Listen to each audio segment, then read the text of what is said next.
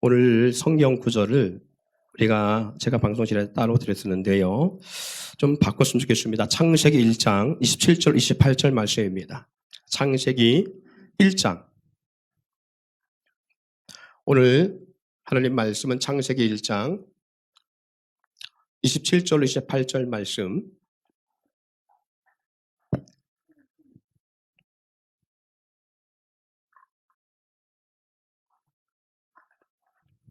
이해를 돕기 위해서 26절부터 28절 3절 말씀만 같이 함께 합독하기를 원합니다. 우리 같이 찾으셨으면 봉독할까요? 시작! 하나님이 이르시되 우리의 형상을 따라 우리의 모양대로 우리가 사람을 만들고 그들로 바다의 물고기와 하늘의 새와 가축과 온 땅과 땅에 기는 모든 것을 다스리게 하자 하시고, 하나님이 자기 형상 곧 하나님의 형상대로 사람을 창조하시되 남자와 여자를 창조하시고 하나님이 그들에게 복을 주시며 하나님이 그들에게 이르시되 생육하고 번성하여 땅에 충만하라.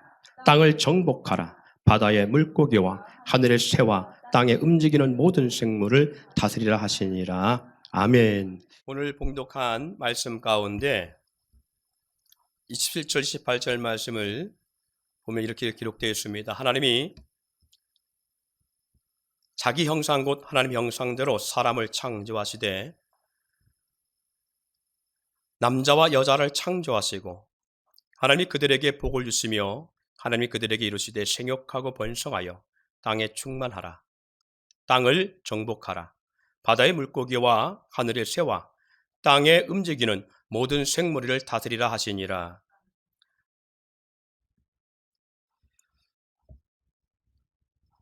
오늘 갑자기 제가 이 말씀으로 본문의 말씀을 바꾼 것은 오늘 말씀을 준비하고 묵상하면서 현재 한국의 가장 힘든 상황 속에 코로나19라고 하는 이 문제가 계속 대두되면서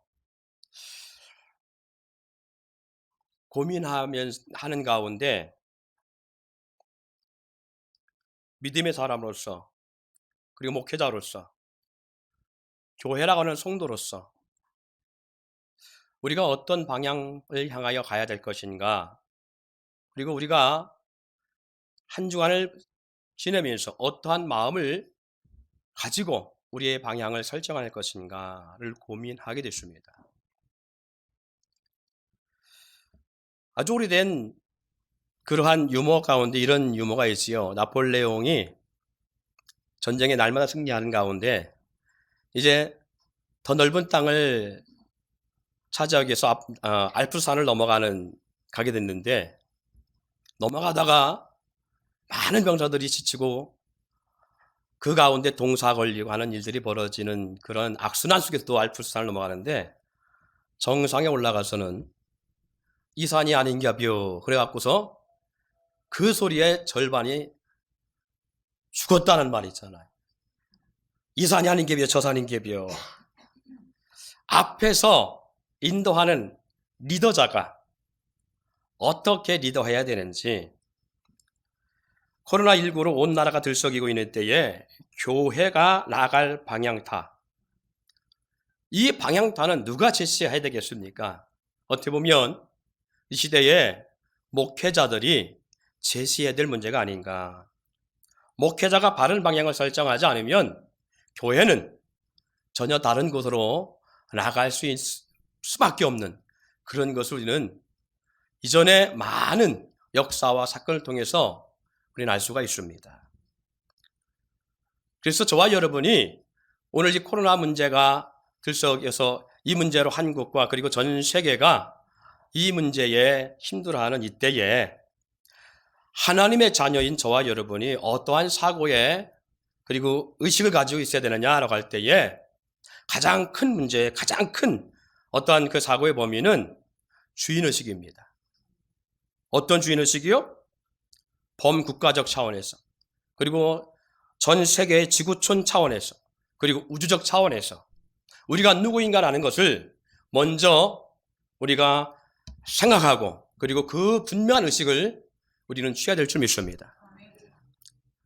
한번 따라해 볼까요? 나는 하나님의 자녀입니다.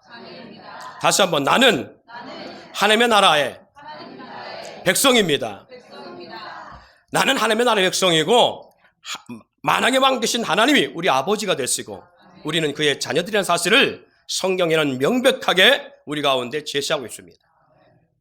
그렇다면 내가 신뢰하고 그리고 아버지라 부르는 우리 하나님 아버지, 그분이 어떤 존재냐고 말할 때에 그분이 지금 우리 가운데 이렇게 말씀하지. 하나님이 그들에게 복을 주셨다고 말씀하시면서 하나님이 그들에게 복을 주시는데 어떤 복을 주셨냐? 생육하고 번성하고 땅에 충만하고 땅을 정박하고 바다의 물고기와 하늘의 새와 땅에 움직이는 모든 생물을 다스리라. 그 하나님이 모든 만물을 창조하시고 하나님의 형상과 모양을 따라 지음받은 인생에게 주신 복이 뭐냐? 다스리라는 복입니다. 이것은 단지 전쟁이나 어떤 힘과 완력을 통한 다스림이 아니라 통치적 개념에서 선한 군주가 그 백성을 잘 다스림처럼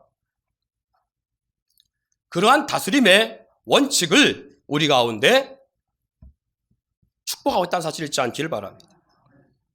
그를 통하여 이 지구가 또 그리고 이 환경이 그리고 전 우주가 생기게 된 이유가 무엇이냐라고 말할 때에 안 믿는 사람들은 자연스럽게 아니면 수억 년, 수억 만 년 가운데 그냥 자연스럽게 생겼다고 말하지만 성경은 분명하게 이 모든 만물이 하나님의 창조하였음을 설명하고 있습니다.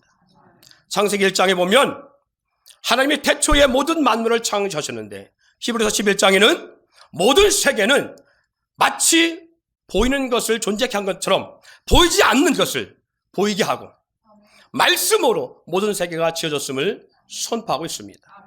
여호와 입에서 나오는 말씀이 모든 만물을 존재하게 했고 그 만물을 통치하신 분이 그 하나님이신데에 그 하나님이 저와 여러분을 자녀 삼으시고 그리고 하나님이 창조하신 세상을 뭐 하도록 하셨다고요? 다스리도록 하셨다는 사실입니다.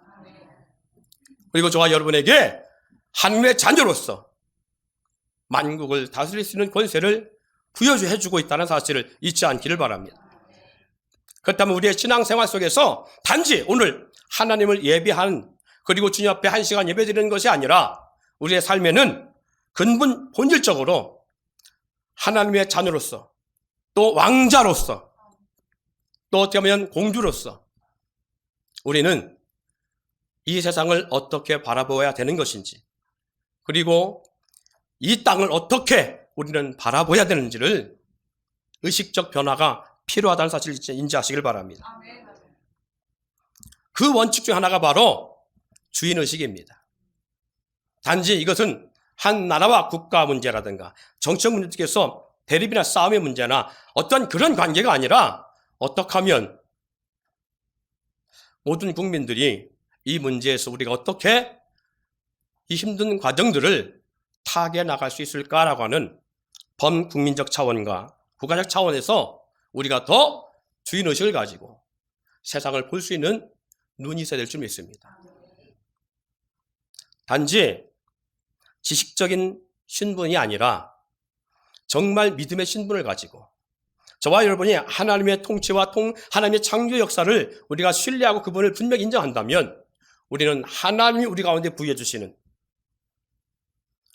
땅을 다스리라 하시는 이 말씀에 이 부여된 능력을 우리가 인지하고 하나님의 성령에 주시는 지혜와 명철과 총명의 능력을 가지고 이 문제들을 바라볼 수 있는 영적 시각이 될 줄 믿습니다.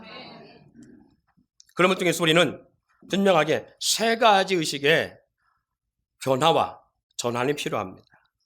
지난 시간에도 말씀했던 것처럼 예배의 본질이 회복될 줄 믿습니다. 여러분 예배가 뭐냐 할 때에 예배는 대구를 공동체의 1시간 예배만이 예배가 아닙니다. 물론 이 예배는 우리의 삶의 예배에 11조 같은 아주 중요한 예배의 틀이기도 합니다. 예수 그리스도께서 제자들을 부르시고 그들로 말미암아 시작된 초대교회부터 지금까지 대구를 공동체 예배는 계속 이어져 왔었습니다. 그럼에도 불구하고 이 예배가 모든 예배의 본질이라고 볼 수는 없습니다. 왜 그런가 하면 초대교회도 예배에 많은 모습들이 있었습니다. 대구를 공동체 예배가 되기 전에는 많은 믿음의 사람들이 있던 상태가 아니었기 때문에 가정교회가 있었고요. 그리고 지하교회가 있었고요. 그래서 핍박시대는 지하교회라고 말하는 그 안에서의 소그룹 공동체 안에서 하나님을 예배했던 걸 볼 수가 있습니다.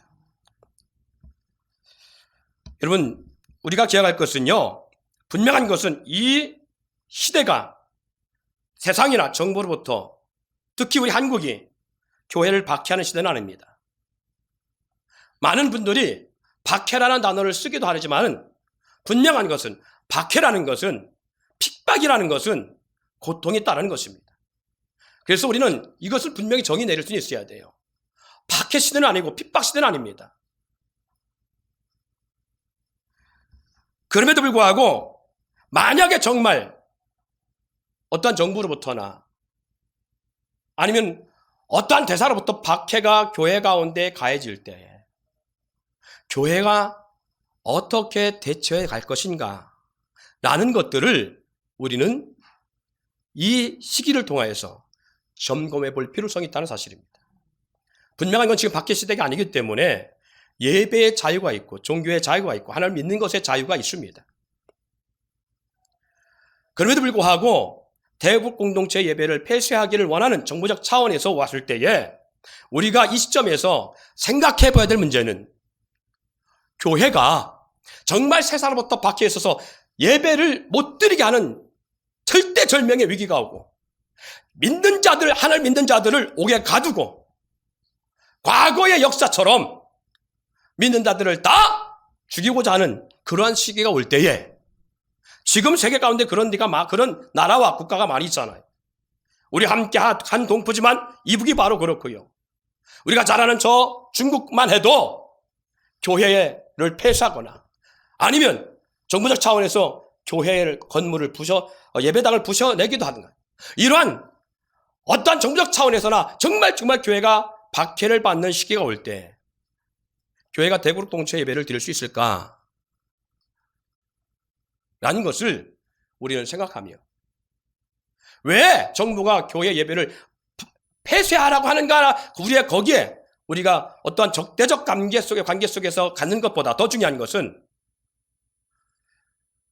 정말 교회가 그런 시대가 오면 어떻게 살아남고 우리는 어떠한 믿음을 가지고 나가야 될 것인가를 우리는 이 시점에서 고민해 봐야 됩니다.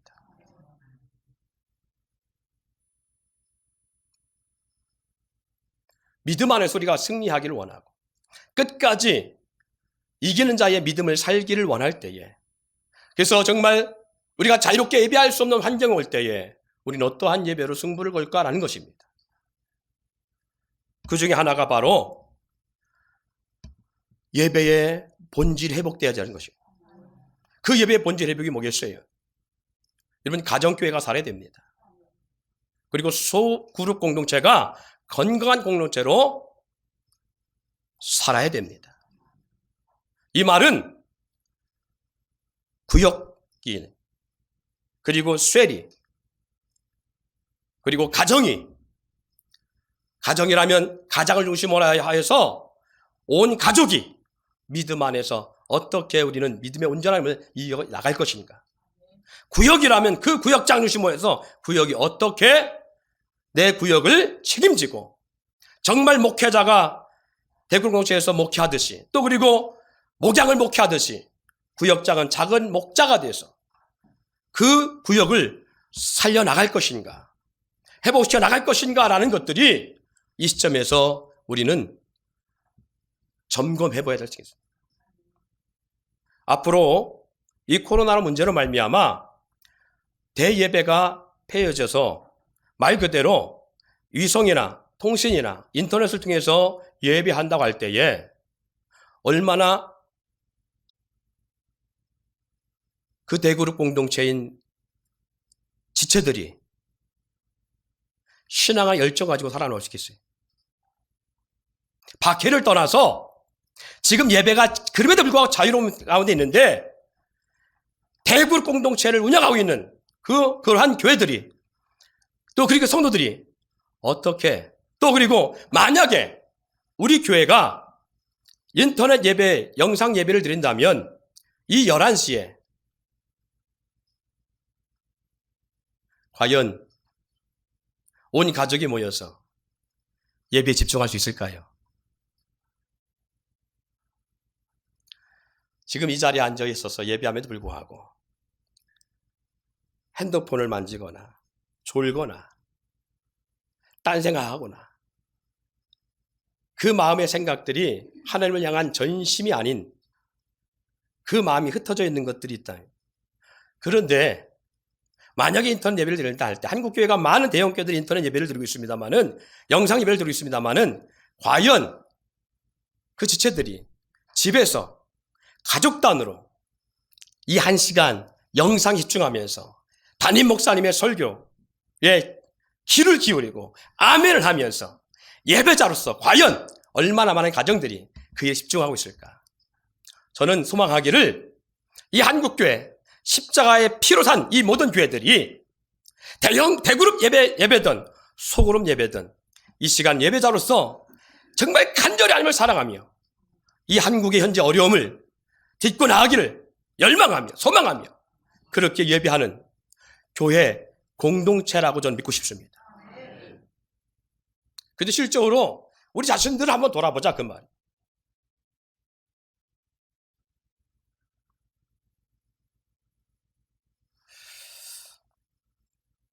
드라마를 보면서 정말 졸면서 딴 생각하면서 보는 사람, 그런 사람 많지 않을 거예요.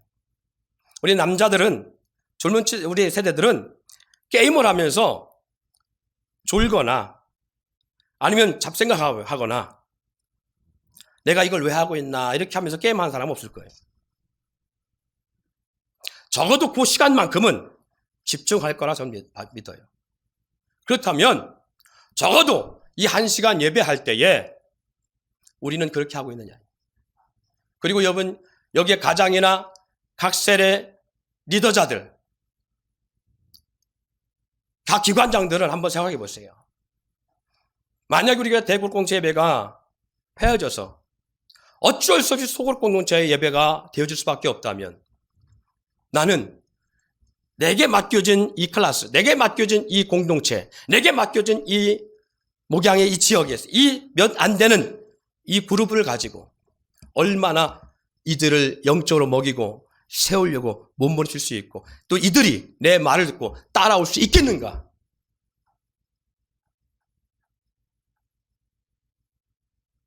예배에 집중할 수 있겠는가?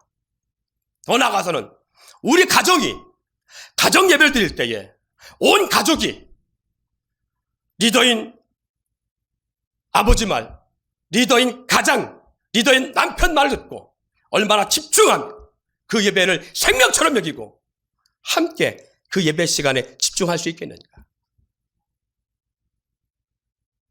어때요? 그냥 다른 교회를 떠나서 우리 교회를 한번 생각해보자 그 말이.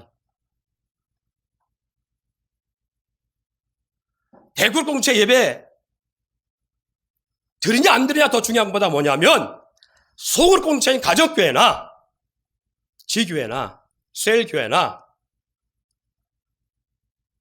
내게 맡겨진 그 공동체를 얼마나 지켜나갈 수 있겠는가. 왜 이게 필요하냐면 하나님이 어떻게 보면 이 코로나19를 통해서 피로 산 모든 교회들을 향하여서 어떻게 보면 이 예배의 구축을 하나님은 원하시는지도 몰라요. 앞으로 나아갈 교회 공동체가 어떤 방향으로 가야 될지 그리고 예비적으로 하나님이 이것을 마치 영적 예방접종처럼 주고 있는지도 모릅니다. 여러분 코로나라 하는 이 병에서 우리가 감염되지 않냐고 이기려면 우리는 예방접종이라는 걸 합니다. 여러분 그거 아시지요?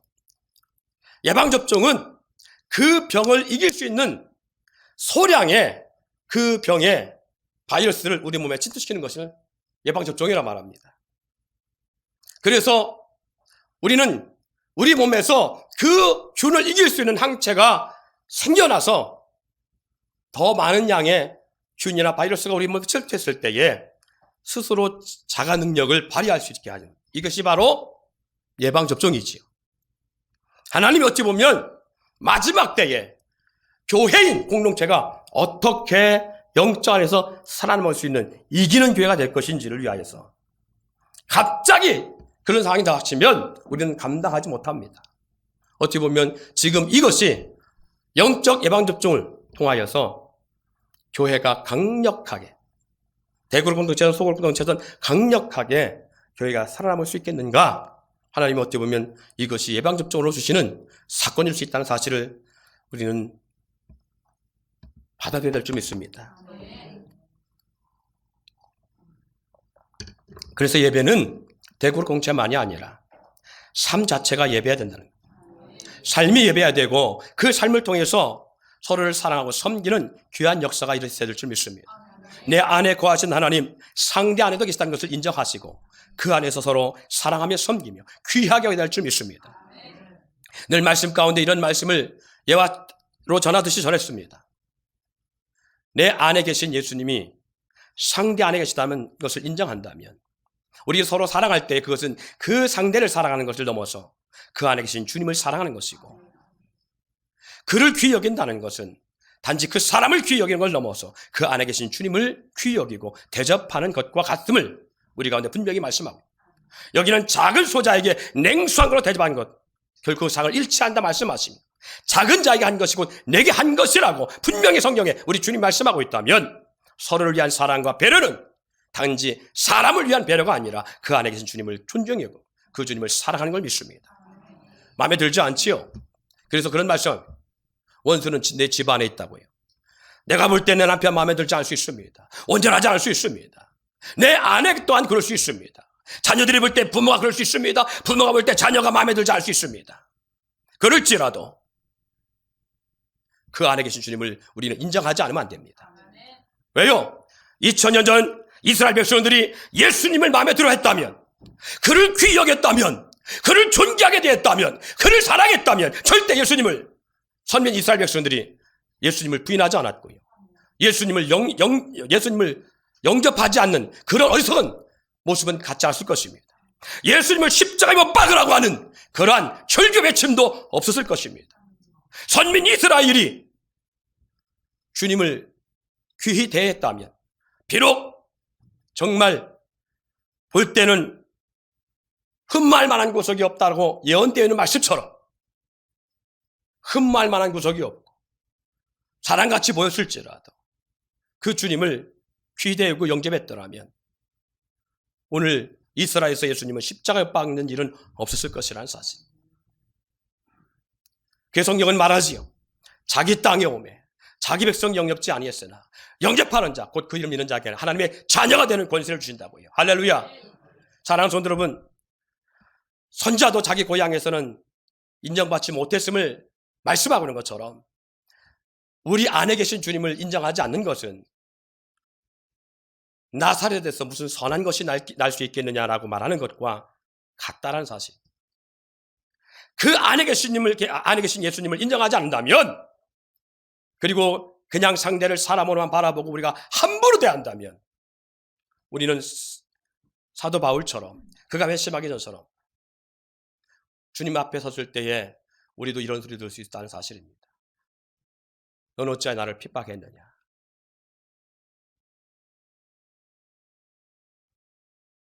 주여 당신 누굽니까?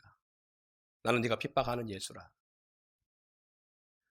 사울이 회심하기 전에 스데반이 돌에 맞아 죽을 때에 그 안에 계신 주님을 그가 받더라면 절대 가편투를 던지지 않았고요. 그 옷을 사도 바울이 챙기지 않았을 거예요. 죽이라고 하지 않았을 것입니다. 믿는 자들을 옥에 가두는 그러한 일은 하지 않았을 것입니다. 사랑하는 성도 여러분, 우리도 마찬가지입니다. 예배라는 것, 단지 한 시간이 아니라 서로를 귀히 여길 수 있어야 돼요. 왜 자녀들은 부모의 말에 순종하지 않으면서, 왜 자녀들은 부모 앞에 반항할까요? 왜 자녀들은 부모의 뜻에 역행하면서 부모는 무조건 자녀에게 잘해야 줘야만 된다고 생각하고 있을까요? 사랑하는 여러분, 먼저 그래서 예배라는 것은 이 한 시간 종교의 의식 속에 들여내고 돌아가는 것이 예배가 다가 아니라 그 분에 계신 주님을 인정하고 존중히 여겨야 될 줄 믿습니다. 내 부모이기 전에 그 안에 계신 주님을 인정하고 순종하면 부모에게 순종함을 넘어서 죽게 한 것이 될 수 있다는 사실입니다. 영접이라는 것은 귀히 여기고 대우한다는 걸 말하고 배려하는 것을 말합니다. 제자들을 주님께서 전도 보내면서 너희를 영접하거든 평안을 빌라라고 말했습니다. 그 빈 평안이 그 집에 온다고 말씀하고 있죠. 사랑하는 성도 여러분, 그렇다면 오늘 우리도 마찬가지입니다. 내 부모에게 넘어서 그 안에 계신 주님을 인정하고 순종한다면 자녀들은 부모의 말에 순종하는 것을 넘어서 주님의 말씀에 순종한 상황이 될 수 있다는 사실을 우리는 성경을 통해서 알 수 있습니다. 서로 돌아볼 때에, 내가 배고플 때에, 내가 목마를 때에, 내가 아플 때에, 내가 갇혔을 때에 언제 우리가 그렇게 하였나이까? 언제 우리가 주님이 갇혔을 때에 돌아봤고 병들었을 때에 챙겼고 목마를 때에 마실 물을 주었고 헐벗을 때 입을 걸 주었나이까? 따라합시다. 여기에 있는 작은 자에게 한 것이 곧 내게 한 것이니라. 할렐루야. 여러분, 하나님을 예배한다는 것은 단지 형식적으로 우리의 몸을 구부려 하나님을 높인 것이 예배가 다가 아니라 정말 하나님을 예배한다면 그 안에 계신 주님을 인정하고 사랑하고 대우해야 될 줄 믿습니다. 그렇다면 부모는 자녀를 사랑하고 자녀는 부모의 말씀에 순종하고 부부간에 서로 섬기고 사랑해야 되는 것이 예배의 시작이고 본질임을 잊지 않기를 바랍니다. 그러므로 통해서 우리 예배의 본질이 회복되어질 때에 이 예배, 대그룹 공동체 예배를 우리가 안 드린다고 해서 예배에 실패하거나 예배를 못 드리는 사람들이 아니라는 거죠. 삶 자체가 예배이기 때문에, 생활 자체가 예배이기 때문에 우리는 매 순간 예배에 승리할 수 있을 수밖에 없습니다. 대그룹 공동체가 모이든 안 모이든 그걸 떠나서 서로 그렇게 주님을 대하듯이 한다면 주님은 우리 가운데 늘 함께 할 줄 믿습니다. 정죄와 판단보다는 어떻게 그리스도의 인으로서 우리의 향기를 드러낼 수 있어야 될 것인가를 이 시점에서 우리는 두 번째로 고민해야 될 문제인 것을 믿으시기 바랍니다. 여러분, 많은 교회들 가운데에 대그룹 공동체 예배를 폐한 교회가 있기도 하고요. 이 주일 예배를 폐하긴 그러한 교회가 있는가 하면 생명을 걸고 이 주일 예배, 이 오전 예배에 대해서 집중하는 교회도 있고요. 공적 예배를 폐하는, 그래서 쉬는 교회가 있는가 하면 공적 예배를 고수하는 교회도 있습니다. 이러한 문제가 대두되어서 나아갈 때에 우리는 어떠한 마음을 갖느냐 하면 이런 마음을 가질 수 있습니다. 예배를 드리는 교회는 믿음이 있는 교회고 예배를 드리지 못하는 교회는 믿음이 없는 교회라고 평가하기도 합니다. 또 어느 것이 맞다, 그러다 나가는 많은 문제들이 야기되기도 합니다. 앞으로 한국교회가 이런 혼란스러운 문제들이 계속 야기될 수 있습니다. 여러분 어떻게 생각해요?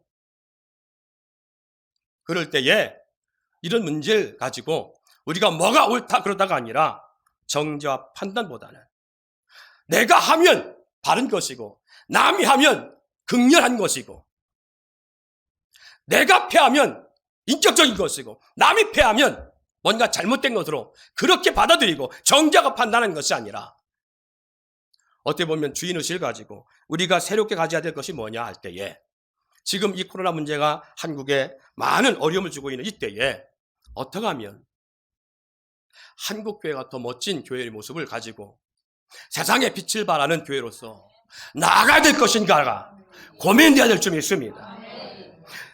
종은 절대적으로 불평과 불만 앞세웁니다. 종은 판단과 정죄를 앞세웁니다. 우리 주인은 뭐가 어떻고 저떻고 또 직원은 회사에 대해서 불평과 불만을 갈 수밖에 없습니다. 뭔가 이 회사를 위해서 정말 이 회사가 잘 되기를 위해서가 아니라 내가 받는 대우에 대해서 평등과 불평등을 따지고 그리고 오너에 대해서 CEO에 대해서 많은 불평과 원망을 자는 종이나 직원은 그럴 수 있습니다. 그러나 주인은 그렇지 않습니다. 주인은 책임감을 갖고 있다는 사실. 이 책임감을 가지고 어떻게 대처할 것인가? 이 회사를 어떻게 잘 운영할 것인가? 이 회사에 함께 몸을 닦고 있는 직원들을 위해서 어떻게 더 행복한 직장과 삶으로 만들어갈 수 있을까? 이것이 진정한 선한 오너들의 모습인 줄 믿습니다.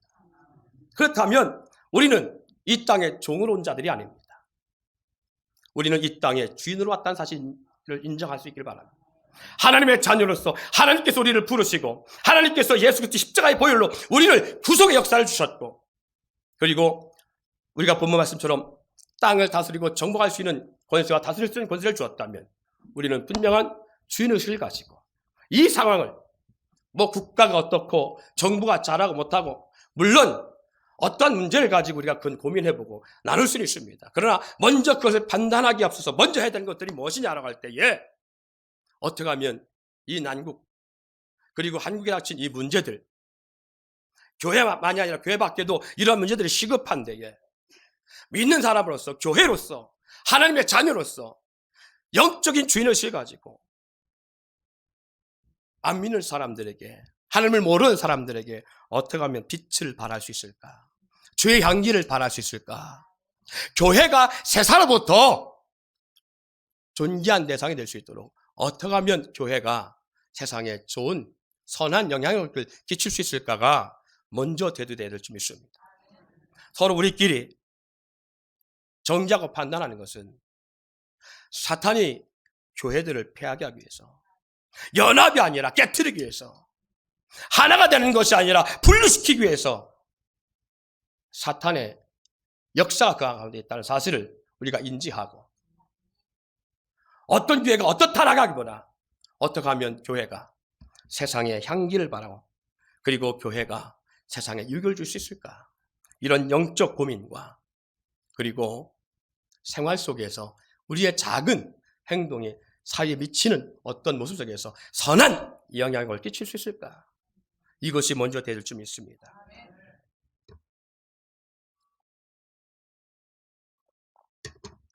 오늘 그 말씀을요, 실제로 이기는 자의 삶을 다루려고 했었습니다. 그런데 이번 주를 기점으로 해서 그동안 2, 3주 동안 대배 공동체의 예배를 폐했던 많은 큰 교회들이 더 버틸 수 없는, 더 갈 수 없으니까 다시 복귀하는 교회들도 있고요, 연장하는 교회들도 있고요, 다양합니다. 여러분 또한 사회 속에서 믿는 자가 되어서 신천지들의 어떤 그런 잘못된 행위가 교회까지도 영향을 주어서 교회도 세상으로부터 그러한 지탄의 대상이 된 눈이 됐습니다. 그래서 많은 사람들에게 주목과 이목의 대상이 교회가 되고 있다는 사실이, 앞으로 교회를 통해서 또 많은 이러한 코로나 문제가 야기될 수도 있습니다. 이런 야기되는 상황 속에서 우리 교회가 그렇다면 어떠한 방향을 가지고 나아갈 것인가? 단지 정부와 대처의 문제를 떠나서 하나님의 자녀로서 땅을 다스리다 가는 이 권세와 사명을 부여받은 우리가 어떻게 하면 번국가적 차원에서, 우주적 차원에서 이 문제를 우리가 잘 타개나갈 수 있을까? 우리 스스로가 나의 건강을 지키듯이, 부모로서 가족의 건강을 지키듯이, 남편으로서 가족을 돌보듯이, 하나님의 자녀로서 만물의 으뜸이 된 교회로서 어떻게 하면 이 문제를 잘 이겨낼 수 있는 방법이 있을까? 그리고 이 시기를 통해서 하나님이 우리 가운데 무엇을 말씀하고 있는지, 이 환경의 메시지를 통하여, 우리에게 주어진 이 환경의 메시지를 통해서 우리가 좀 더 돌아보고 우리 자신들을 다시 각성시키며, 하나님이 이 코로나19를 통해서 내게 주시는 말씀이 무엇인가를 우리는 깊이 상고해 볼 줄 믿습니다. 어떤 사람에게는 회개의 영을, 어떤 사람에게는 도전적인 역사를, 어떤 사람에게는 이 코로나 문제를 통하여서 하나님이 간증자로 세우시기 위하여 하나님이 우리를 훈련하시고 연단하시는 역사가 있다면, 목회자 입장에서 오늘 함께 이 공동체를 가지고 나가는 입장에서 봤을 때에 교회의 본질이 회복되어지고 예배의 본질이 회복되어지고, 할렐루야. 또 그리고 세상으로부터 그리스도의 향기를 발할 수 있는 공동체가 되기 위하여 우리가 좀 더 영적인 적극성을 가지고 나가야 될 때가 되었다는 사실을 우리가 함께 나누기 위해서 오늘 말씀을 잠시 바꿔봤습니다. 한번 우리 다시 한번 따라봅시다. 모든 생물을 다스리라 하시니라. 그래요. 하나님 우리 가운데 다스림의 권세를 줬습니다. 하늘과 땅의 모든 권세를 가지시고 생끝날까지 함께 하신 주님은 우리 가운데 이 다스림의 역사를 허락하고 있다는 사실입니다. 그렇다면 교회가 너나 나눠지는 것이 아니라 하나가 되어서 지금 이 시대를 어떻게 우리가 타개나 합력하여 선을 이름을 통하여 선한 영향을 끼칠 수 있는 교회인가를 우리가 고민하면서 이 한 주간 주어진 환경과 파송된 곳에서 하나님의 나라를 이루어가고 그리고 선한 영을 지치되 내가 쓸 마스크가 있으면 누군가 마스크를 쓰고 있지 않다면 없다면 되어줄 수 있는 여담을 하나 전하고 마치겠습니다. 제가 차를 운전하다 보니까요. 곳곳 약국마다요. 사람들이 줄이 서 있는 모습이 참 장관이 띠다. 쭉 줄이 서 있는데 40, 50명, 적게는 20, 30명, 많게는 거의 100여 명 이상씩. 아직 대전은 서울 같지는 않더라고요. 몇 시간씩 줄을 서지는 않더라고요. 줄을 서서 있더라고요. 쭉 줄 서 있는 모습을 봤어요. 그 마스크 하나를 하기 위해서. 많이도 살 수 있는 건 아니더라고. 딱 2장. 2장 사기 위해서 어디를 보니까 3시간 섰느니 4시간을 섰느니 연세 드신 분은 마스크 사려고 서 있다가 쓰러지겠더라고요. 그렇다면 우리의 선악력을 어떻게 발휘할 수 있을까? 이럴 때 한번 우리의 지혜로운 재치있는 어떤 행동들이 발휘됐으면 좋을 수 있겠다는 생각도 들어요. 내 마스크를 줄 수 있을 만큼 그리고 누군가의 줄을 좀 대신 서 있거나 줄 서 있는 곳에서 좀 어떻게 하다 볼 때 낚시 의자라도 갖다 놓고 앉아줄 수 있는 어떠한 그런 선한 영향력 이런 것들이 교회에 우리가 행동으로 나타나고 있다면 더 나은 교회로서 지역에 믿지 않는 자들에게 좋은 모습이 될 수 있지 않을까라는 생각도 해보고요. 우리 교회 공동체 간에 서로 나누며 서로 공급할 수 있는 그래서 서로 위로가 될 수 있는 한 주간이 이 작은 나눔을 통하여 힘이 될 수 있는 그런 모습이 되어지진 않을까 생각하면서 오늘 말씀을 함께 나눴습니다.